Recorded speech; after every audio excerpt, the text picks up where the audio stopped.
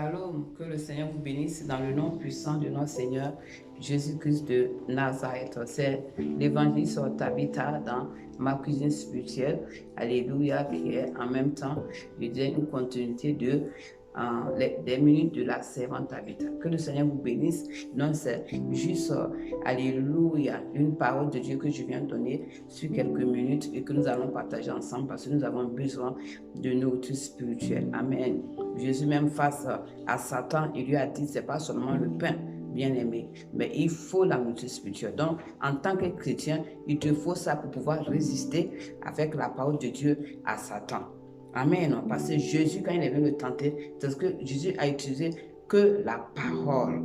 Alléluia. La parole pour lui répondre. Amen. Il a montré qu'il maîtrisait la parole de Dieu. Donc, nous aussi, nous devons connaître la parole de Dieu et la maîtriser. Amen. Donc, que le Seigneur te bénisse dans le nom de Jésus. Et aujourd'hui, on va prendre parole dans Matthieu 11 au verset 28.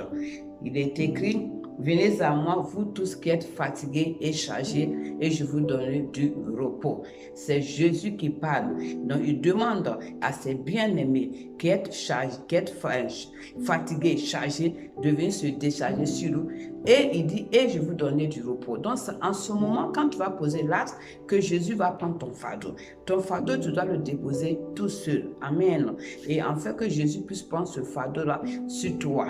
Amen. C'est pour ça qu'on a l'exemple de Marie de Bethanie, qu'elle a entendu que Jésus était chez Simon le pharisien. Elle est venue ce jour-là, elle n'en pouvait plus de ce fardeau qui était à l'intérieur d'elle, qui la ruinait. Alléluia. Elle s'est levée ce jour-là et elle est partie au pied de Jésus dans la maison de Simon le pharisien. Bien-aimé, quand tu as un fardeau, c'est à toi de le décharger. Parce que si tu n'es pas déchargé de ce fardeau tu vas charger de ce fardeau. C'est pour ça vous pouvez voir quelqu'un qui porte du lourd quand il est fatigué. Quand tu dis oui, tu veux que je t'aide, il dit oui. Pourquoi? Parce que le fardeau est en train de l'opprimer, donc il a besoin d'aide. Et quand il prend son fardeau, il est soulagé et il dit merci. C'est ce que je t'invite à faire, d'aller déposer ça au pied du Seigneur. Et cette femme, quand elle a fait, elle est sortie là-bas, bien aimée, avec un engagement. Tu vas me dire un engagement comment? Quand Jésus a vidé son cœur, alléluia, ses larmes ont commencé à couler. Et après ça, elle a essuyé les pieds de Jésus avec ses cheveux.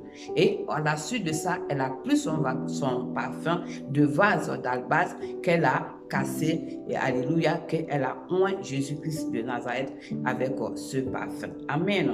Pourquoi je dis un engagement? Jesus Christ. Quand elle est sortie de là, après quand vous lisez dans Jean 11, amen, à la résurrection de Lazare, Jésus a été invité dans la maison de Lazare, alléluia, dans la famille de Lazare. Donc vous voyez ça dans Jean 12. Et là, elle est revenue avec un autre parfum, alléluia, où la Bible dit, elle est venue avec un appui de parfum. Elle est venue, alléluia, honorer Jésus avec ce parfum. Parce qu'elle a tissé un engagement, elle a tissé, je dirais, une alliance avec Jésus de Nazareth. Tu vas me dire, c'est le même parfum. Non, ce n'est pas le même parfum. Parce que le premier parfum, c'était Simon le pharisien. Et le deuxième parfum a été rompu dans Jean 12, où on parle de Lazare qui venait de ressusciter. L'autre côté, il n'y avait pas Marthe. L'autre côté, il n'y avait pas Lazare. Amen. Jesus Christ. Merci Seigneur. Elle a pris un engagement. Quand tu as un grand fardeau, quand tu veux faire une alliance avec Jésus, prends un engagement et respecte. Elle a pris l'engagement du parfum. Elle a toujours fait ça jusqu'à la mort de Jésus-Christ de Nazareth. Amen. On va prendre un exemple de Anne qui était fatiguée de cette stérilité où sa rivale Pénina la mortifiait. Ce jour, elle est partie à Shiloh. On dit l'homme buvait et mangeait à Shiloh. Elle a dit ce jour-là, elle ne mange pas. Quand bien que Elkana a dit, je vaux mieux que 10 fils. Elle n'a pas répondu. Elle avait un fardeau qui l'opprimait. Elle avait un fardeau qu'Elkana ne peut pas prendre. Est-ce que tu me comprends? Donc, elle est partie Elle est rentrée dans le temple où il y avait l'arche.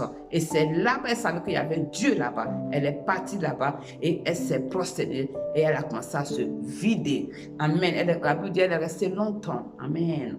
Et quand elle est sortie de là, elle a dit au Seigneur, si tu daignes me donner un enfant mâle, je vais te donner cet enfant en retour. Elle a pris un engagement et elle a respecté cet engagement. Amen. Parce que Dieu fera toujours sa part. Mais toi, est-ce que tu feras ta part? Fais ta part pour qu'il puisse te bénir. Quand Anne a fait sa part, Anne a eu 2 enfants, elle a eu d'autres garçons, elle a eu même une fille. Et ça, vous le voyez dans 1 Samuel 1, du verset 8 à 10. Tu peux méditer tout ce verset. Tu verras l'accomplissement de cet engagement devant Dieu et que Dieu aussi a honoré sa part. Amen. Si tu prends un engagement en te déchargeant, tu veux quelque chose de sûr, de quelque chose d'assez exceptionnel avec le Seigneur. Tisse un engagement avec le Seigneur. Comme Marie de Bethanie a tissé, alléluia, elle a donné quelque chose de valeur au Seigneur Jésus-Christ. Amen. Dans la Bible aussi, nous avons un chronique. Dans 1 Chronique 4, verset 10, on parle de Jabez. Alléluia. Jabez était de la lignée de David. C'était une famille bénie. Mais Jabez a vu que lui, sa situation était difficile. Pourquoi? Parce que sa maman, quand elle a accouché, sa maman a dit, je l'ai accouché avec douleur. Donc son nom, Jabez, signifie douleur. Donc cet enfant souffrait de ça. Ça retombait sur sa vie. Et il a demandé à Dieu,